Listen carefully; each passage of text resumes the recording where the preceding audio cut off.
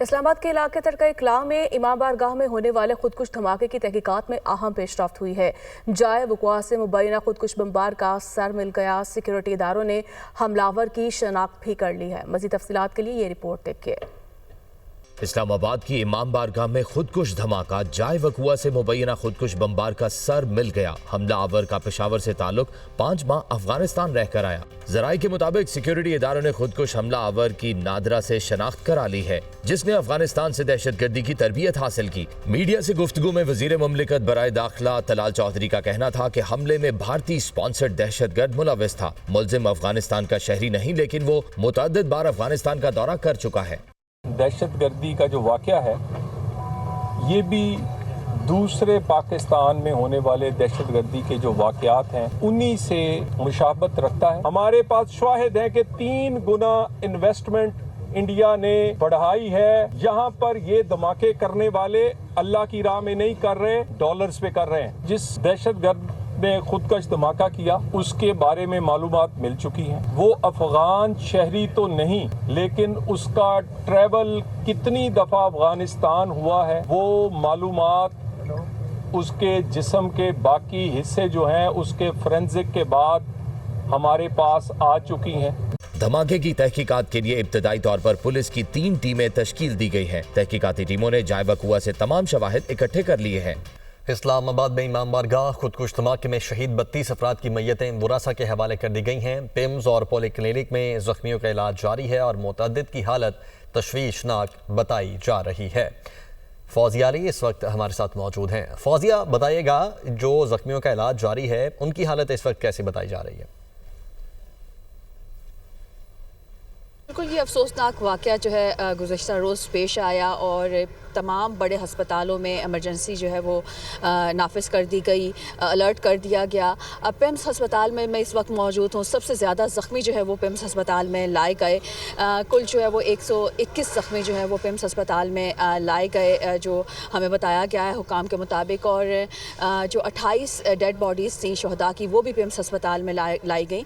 121 میں سے 25 کی حالت جو ہے وہ تشویشناک بتائی گئی ہے، اور ابھی ہماری پیمز حکام سے بات ہوئی تو انہوں نے بتایا کہ 25 میں سے 2 جو ہے ان کی جو حالت ہے وہ زیادہ خراب ہے، اور اسی طرح پولی کلینک میں بھی 13 زخمی لائے گئے تھے، اور ان 13 زخمیوں میں سے 4 کی حالت جو ہے وہ تشویشناک بتائی جا رہی ہے۔ پولی کلینک میں بھی 4 جو ہے شہداء کی میتیں لائی گئی تھیں، اور تمام میتیں 32 کی 32 جو ہے گزشتہ رات ہی ہم نے دیکھا کہ ورثاء کے حوالے کر دی گئی تھیں۔ ابھی بھی پیمز حکام کے مطابق جو زخمی یہاں زیر علاج ہیں ان کو ہر طرح کی طبی سہولت دی جا رہی ہے۔ 20 کے قریب جو ہے وہ مین آپریشنز یہاں پر ہوئے ہیں۔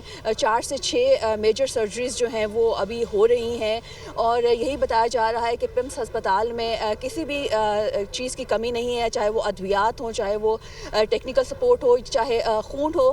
اس وقت تمام تر چیزیں، تمام تر جو سہولتیں ہیں وہ پیمز ہسپتال میں موجود ہیں، اور یہی کوشش کی جا رہی ہے کہ جو زخمی ہیں ان کو بہتر سے بہتر سہولیات دی جائیں۔ گزشتہ رات وفاقی وزیر صحت مصطفیٰ کمال بھی یہاں پر آئے، انہوں نے تمام تر ڈیٹیلز بھی بتائیں، اور یہ بھی بتایا کہ وزیر اعظم کی جانب سے بھی ہدایت دی گئی ہیں کہ جو زخمی ہیں ان کے علاج میں کسی قسم کی کوتاہی جو ہے وہ نہ برتی جائے، اور تمام تر سہولیات جو ہیں وہ ان کو دی جائے۔ ابھی بھی ہم پیمز ہسپتال میں دیکھ رہے ہیں جو زخمی ہیں ان کے ساتھ لواحقین جو ہیں وہ یہاں پر موجود ہیں، اور جو آمد کا سلسلہ ہے وہ جاری ہے، اور یہی ہر کوئی اپیل بھی کر رہا ہے اور دعا بھی کر رہا ہے کہ جو زخمی یہاں پر ہیں ان کے لیے دعا کی جائے، جو خاص طور پہ جو کرٹیکل کنڈیشن میں ہیں ان کے لیے بھی ہم دیکھ رہے ہیں کہ یہاں پر لواحقین کی جو بڑی تعداد ہے وہ یہاں پر موجود ہے، اور جو ایک سوزگار ماحول ہے وہ ابھی بھی یہاں پر ہم دیکھ رہے ہیں، کیونکہ گزشتہ روز یہاں پر ایمبولینسز کی آمد کا سلسلہ جو ہے وہ ختم نہ ہونے والا سلسلہ تھا، جو ختم نہیں ہو رہا تھا، کیونکہ سب سے زیادہ جو مریض ہیں، جو سب سے زیادہ زخمی ہیں وہ پیمز ہسپتال میں لائے گئے۔ اس کے علاوہ اگر بات کی جائے اسلام آباد کے دیگر ہسپتالوں کی تو ابھی بھی وہاں پر جو ایمرجنسی الرٹ ہے وہ جاری ہے، اور جو ڈاکٹر ڈاکٹرز ہیں خاص طور پہ پولی کلینک میں، وہاں پر بھی جو زخمی وہاں پر لائے گئے ہیں ان کی امداد جو ہے ان کی وہ دی جا رہی ہے. ان کی جو خاص طور پہ جو 4 بتایا جا رہا ہے کہ کرٹیکل کنڈیشن ہے مریضوں کی، وہ پولی کلینک میں بھی ہے. پیمز ہسپتال میں نے آپ کو بتایا کہ اس وقت زیر علاج جو ہے وہ 21 زخمی ہیں، اور جن میں سے جو 25 ہیں ان کی حالت تشویشناک بتائی جا رہی ہے. جی ٹھیک ہے، بہت شکریہ آپ کا فوزیہ. وزیر داخلہ وزیر مملکت داخلہ طلال چودھری کی ترلائی کلاں امام بارگاہ آمد. نماز ادا کی اسی امام نے پڑھائی جس نے دھماکے کے وقت پڑھائی تھی. نماز میں مقامی افراد کی بڑی تعداد شامل، ہر آنکھ اشک بار. غمگین اہل علاقہ کا قومی یکجہتی کا بھرپور اظہار کیا گیا. وزیر داخلہ نے کہا حملہ کسی ایک طبقے پر نہیں، پاکستان کی یکجہتی اور انسانیت پر حملہ ہے. مساجد اور عبادت گاہیں مقدس ہیں. امن پر حملہ ناقابل برداشت ہے. ذمہ داران کو جلد قانون کے کٹہرے میں لایا جائے گا. دہشت گردوں کا مقصد خوف اور تفرقہ پھیلانا ہے.